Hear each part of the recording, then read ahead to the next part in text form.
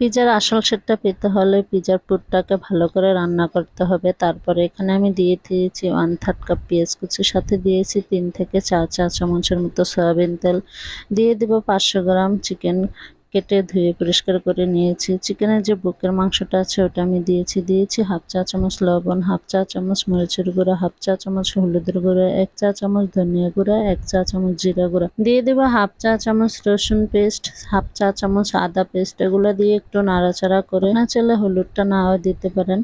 তা আমি এগুলো দিয়ে নাড়াচাড়া করে তারপরে এখানে ঢাকনা দিয়ে ঢেকে দেবো 5 মিনিটের জন্য।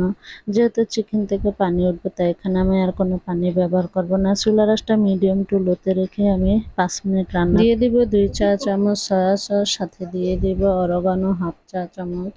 এগুলো দিয়ে ভালো করে নাড়াচাড়া করে মাংসটাকে ভাজা ভাজা করে নিব।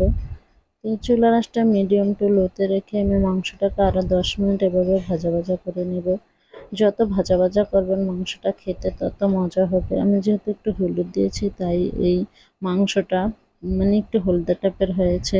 চিকেনের মানে পিজার যে চিকেনের পুরটা আছে হলুদ না দিলে হয়, তা আমি ওই দিন একটু হলুদ দিয়েছি, দেখছি যে কেমন হয়। কিন্তু না, হলুদ না দিলেই পিজার আসল কালারটা আসে।